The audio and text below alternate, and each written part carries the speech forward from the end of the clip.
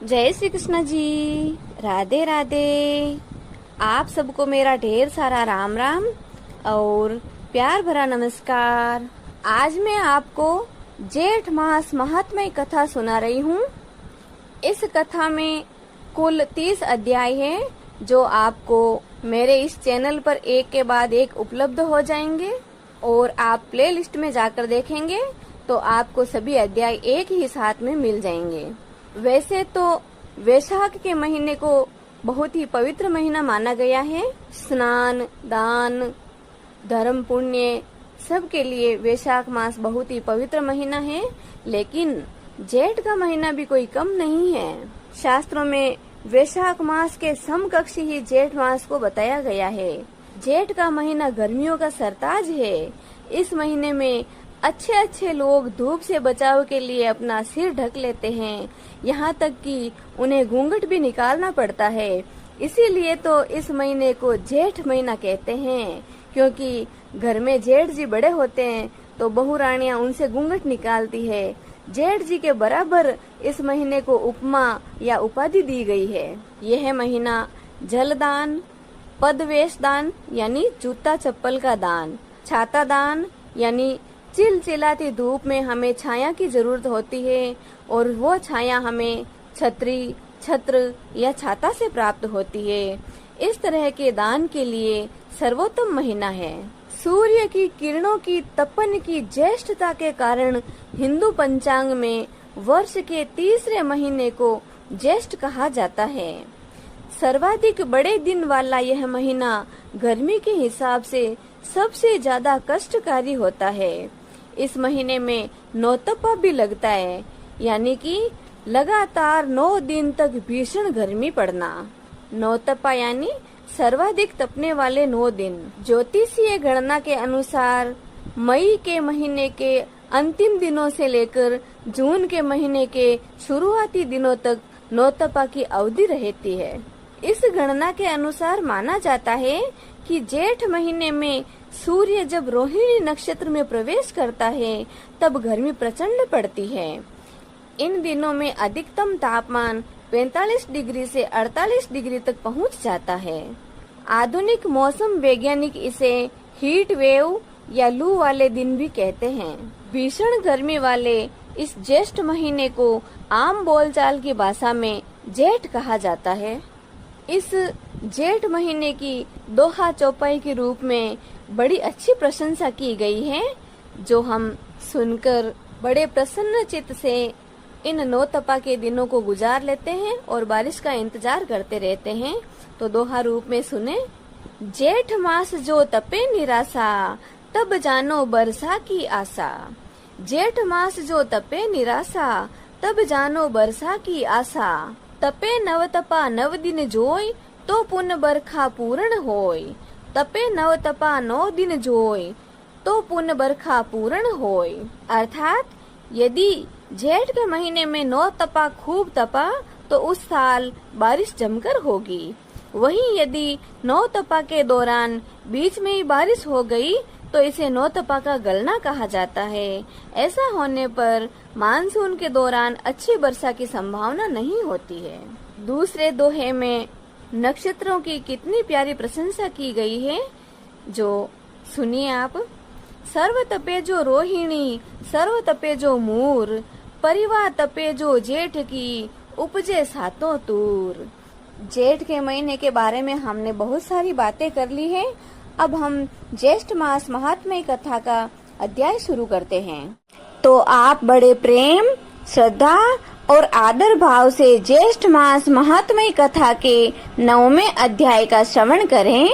स्कंद जी कहने लगे कि हे ब्राह्मणों, इस विषय में मैं एक पवित्र और पाप नाशिनी कथा का वर्णन करता हूँ। इसके श्रवण मात्र से तुम्हारे सब संशय दूर हो जाएंगे। विंध्य पर्वत के उत्तर भाग में एक कीर्तिमान देवता अतिथि पूजक मेधावी नाम का श्रेष्ठ ब्राह्मण रहता था। गौतम कुल में उत्पन्न चंद्रावती नाम की उसकी पत्नी थी। वह स्त्री पतिव्रत धर्म में परायण और पति सेवा में तत्पर रहा करती थी। तथा गृह कर्म में लीन सदा प्रिय वचन बोलने वाली थी। मेधावी नित्य कृषि कर्म करता था और ब्याज की वृत्ति को करता था। बहुत दिनों तक संतान प्राप्ति न होने के कारण वह मेधावी अत्यंत दुखी हो गया था तथा अधिक चिंता होने के कारण वह स्मरण शक्तिहीन हो गया। निरंतर चिंतामान होने के कारण मेधावी को क्षय रोग हो गया। उसने रोग मुक्ति के कारण मणि मंत्र और औषधि के द्वारा विविध प्रकार के उपायों को किया।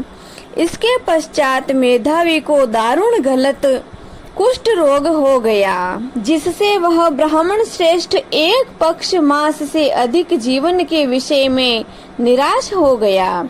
देव तथा उसके अनुसार रोग को देखकर स्वयं भी उसका अनुगामी हो गया। मेधावी ब्राह्मण और उसकी पत्नी दोनों ही शीघ्र घर से निकलकर गंगा जी के तट पर चले गए। अपने हाथ से गंगा जी के तट पर तुलसी का वन लगाया तथा मेधावी की पत्नी अपने पति के साथ रहकर बहुत सारा समय व्यतीत करने लगी। जब सब पापों का नाशक ज्येष्ठ मास आया और ज्येष्ठ मास के नियम व्रत करने से नारद ऋषि वहां स्वयं स्वेच्छा से आए, तब विधिवत नारद ऋषि को प्रणाम करके यथाशक्ति उनका पूजन किया तथा समग्र शोक मोह के कारण को भी निवेदन किया। शोक का कारण सुनकर प्रसन्न आत्मा नारद जी उसकी पत्नी से अत्यंत हितकर वचन बोले कि हे बाले, पूर्व जन्म में इस ब्राह्मण ने मद से उद्यत होकर ज्येष्ठ मास के महात्म्य का अपमान किया था। इसी पाप से मेधावी पीड़ित हो गया है, इसमें कोई संशय नहीं है। तुम इस पाप दोष के निवारणार्थ ज्येष्ठ मास में व्रत करो, जो कि सुख सौभाग्य को देने वाला और गौरी नाम से विख्यात है। इस प्रकार नारद ऋषि के कहने पर दूरदर्शिनी ब्राह्मण पत्नी चंद्रावती ने व्रत को स्वीकार कर नारद जी का पूजन किया तथा उपदेशक नारद जी के चले जाने पर सुश्रोणी चंद्रावती ने पृथ्वी पर नारद मुनि के कथनानुसार भक्ति युक्त चित्त से व्रत को किया और व्रत के अनुष्ठान मात्र से मेधावी ब्राह्मणों में श्रेष्ठ हो गया। उसके पश्चात श्रेष्ठ उद्यापन कर्म कर ब्राह्मणों का पूजन किया तथा उनको तृप्त कर दिया। धन और अनेकों गो धन देकर अनेक विधि से पायस आदि से बहुत से ब्राह्मणों को भोजन कराया और स्त्री तथा बांधवों सहित व्रत का पारणा करके अपने घर आया। उस मेधावी के घर आने पर पूर्ववासियों ने महान उत्सव मनाया। उस उत्सव में एकत्रित सुहृद पूर्ववासियों के पूछने पर मेधावी ने सब समाचार कह सुनाया। उस समय इस महात्म्य के श्रवण से सब विस्मित हो गए और दूसरे वर्ष के आने पर दोनों ने पुत्र के निमित्त व्रत किया। व्रत के प्रभाव से दूसरा कामदेव के समान पुत्र उत्पन्न हुआ। मेधावी ने शीघ्र जात कर्म कराकर हजारों गौओं का दान दिया। ब्राह्मणों को धन, वस्त्र, अलंकार आदि बहुत सा धन दिया। यह देखकर विश्वस्त उन पूर्ववासियों ने भी व्रत किया तथा व्रत के प्रभाव से समस्त पूर्ववासी मानसिक चिंता व शरीर रोग से रहित होकर सुखी हो गए। उसी दिन से इस व्रत की बहुत ही प्रसिद्धि हुई है। प्रथम इस व्रत को समर्थ श्री शिवजी ने पार्वती जी से कहा और मैंने परम श्रेष्ठ व्रत रहस्य को संक्षेप में तुम लोगों से कहा। श्री स्कंद जी के वचनों को सुनकर सब ऋषि प्रसन्न हो गए और स्कंद जी पर पुष्प वृष्टि करने लगे और जीवित रहो यह आशीर्वाद देने लगे।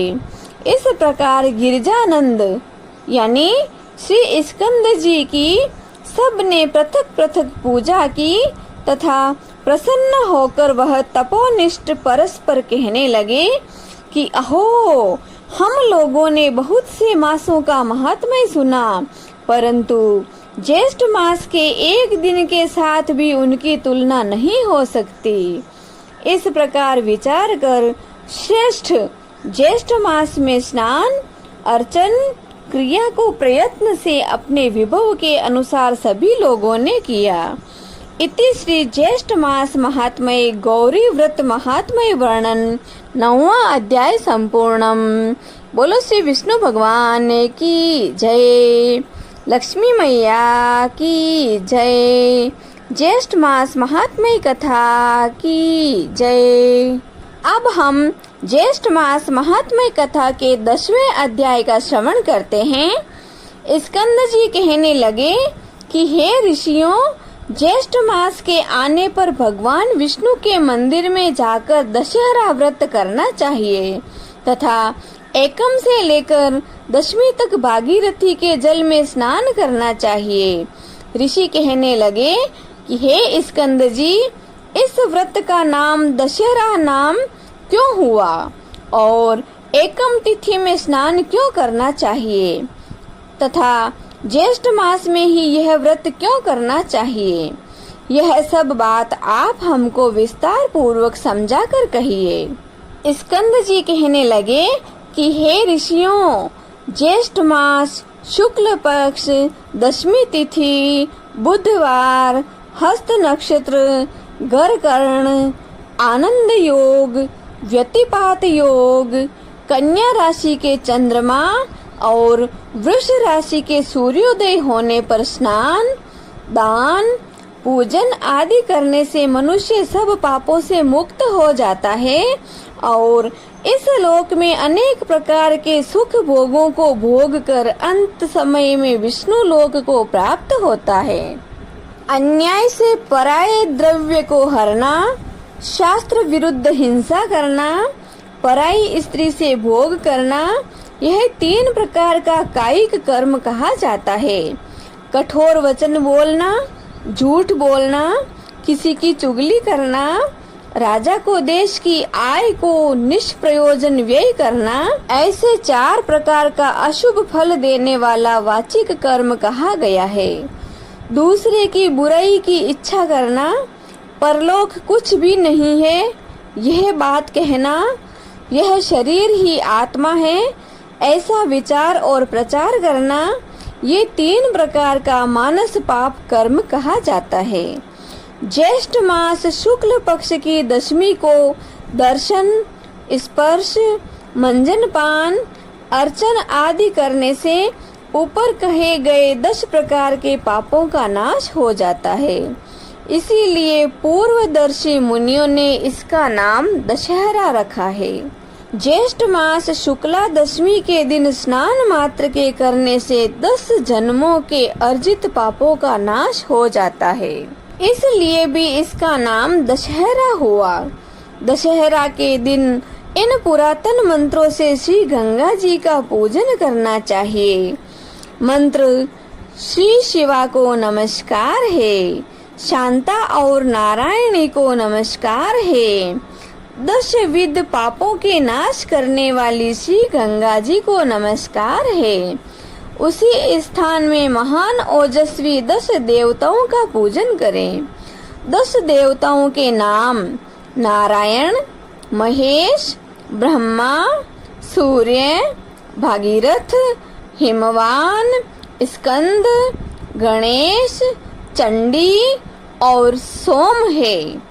इनका अपनी शक्ति के अनुसार पूजन कर 10 फलों का पृथक पृथक पूजन करें और सत्तू के 10 पिंड बनाकर जल में छोड़ें।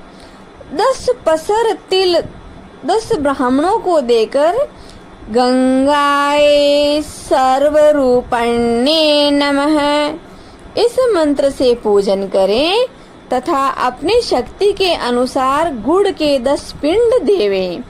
यथाशक्ति सुवर्ण का मत्स्य, कच्छप, मंडूक, शिशुमार आदि बनाकर चांदी का या किसी दूसरी धातु का पिसान का बनाकर उनका पूजन करके जल में छोड़ दें।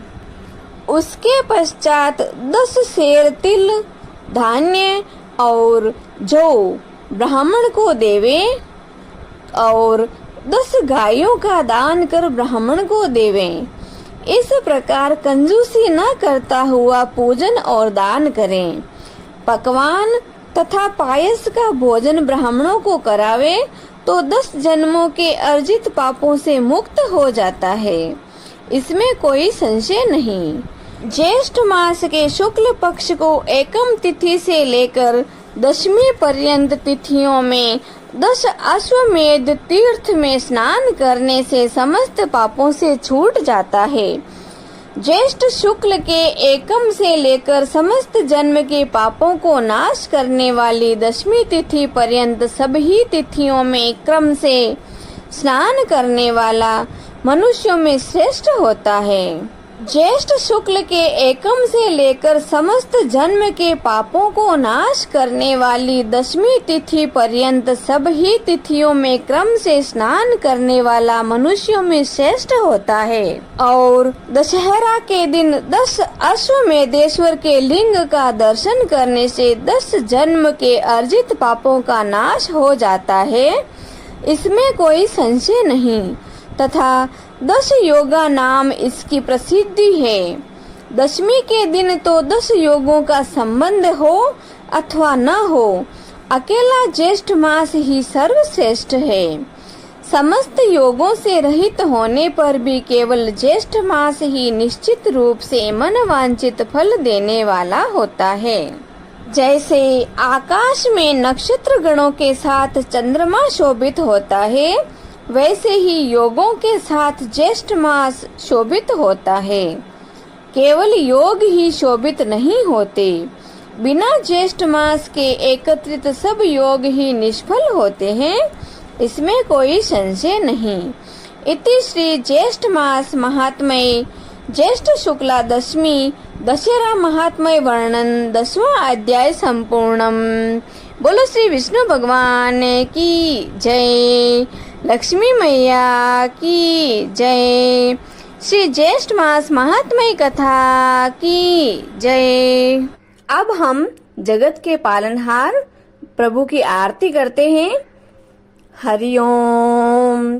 शांताकारं भुजगशयनं पद्मनाभं सुरेशं विश्वाधारं गगनसदृशं मेघवर्णं शुभांगं लक्ष्मीकान्तं कमलनयनं योगिभिध्यानगम्यं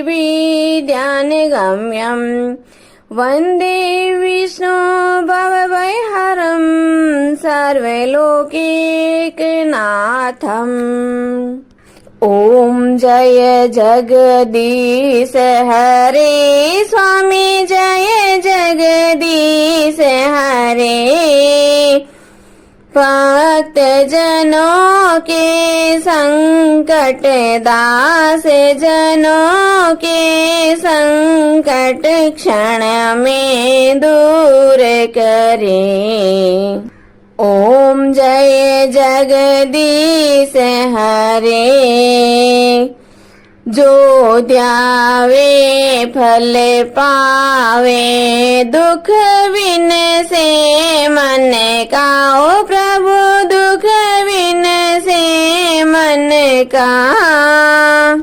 सुख संपत्ति घरे आवे, सुख संपत्ति घरे आवे, कष्ट मिटे तन का।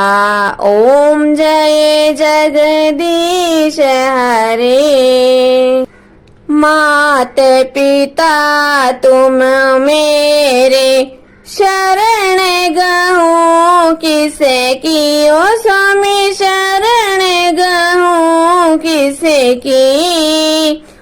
तुम बिन और न दूजा, आप बिन और न दूजा। मैं आस करूं जिसे की।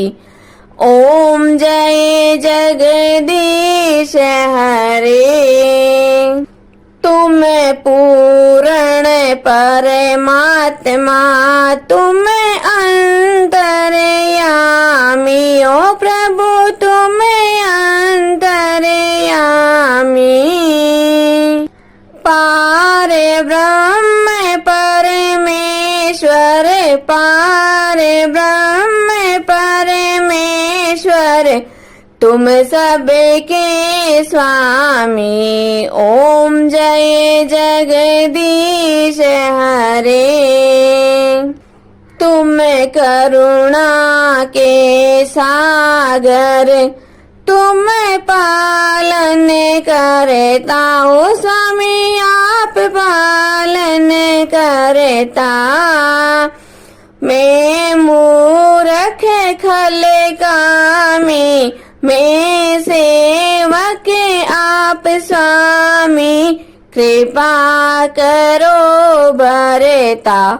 ओम जय जगदीश हरे। तुम हो एक अगोचर सबके प्राणपति, ओ प्रभु सबके प्राणपति। किस विध मिलो दयामय, किस विध मिलो कृपामय, आपको मैं कुमति। ओम जय जगदीश हरे। दीन बंधु दुख हरता, ठाकुर तुम मेरे हो, प्रभु रक्षक आप मेरे। करुणा हाथ बढ़ाओ, श्रद्धा प्रेम बढ़ाओ, द्वार पड़ा तेरे। ओम जय जगदीश हरे। विषय विकार मिटाओ, पाप हरो देवा हो स्वामी, कष्ट हरो देवा। श्रद्धा भक्ति बढ़ाओ, करुणा प्रेम बढ़ाओ, संतन की सेवा। ओम जय जगदीश हरे। तन मन धन सब कुछ है तेरा हो स्वामी, सब कुछ है तेरा। तेरा तुझको अर्पण, आपका आपको अर्पण, क्या लागे मेरा। ओम जय जगदीश हरे। श्री जगदीश स्वामी जी की आरती, जो कोई नर नारी गावे, हो जारा पाप परा जावे। जारे घर लक्ष्मी जी आवे, हो जारे नवनिध होई जावे। हो जारा दुख दारिद्र जावे, हो जारे सुख संपत्ति आवे। होवे तो भक्ति मुक्ति पावे। कहत शिवानंद स्वामी, रटते भोलानंद स्वामी, मनवांचित फल पावे। ओम जय जगदीश हरे। ओम जय जगदीश हरे। ओ स्वामी जय जगदीश हरे। ओ प्रभु जय जगदीश हरे। भक्त जनों के संकट, दास जनों के संकट, क्षण में दूर करे दाता, पल में दूर करे। ओम जय जगदीश हरे। बोलिए श्री विष्णु भगवान की जय। श्री वैशाख मास महात्म्य कथा की जय। आज के आनंद की जय। जय श्री कृष्णा जी। राधे राधे।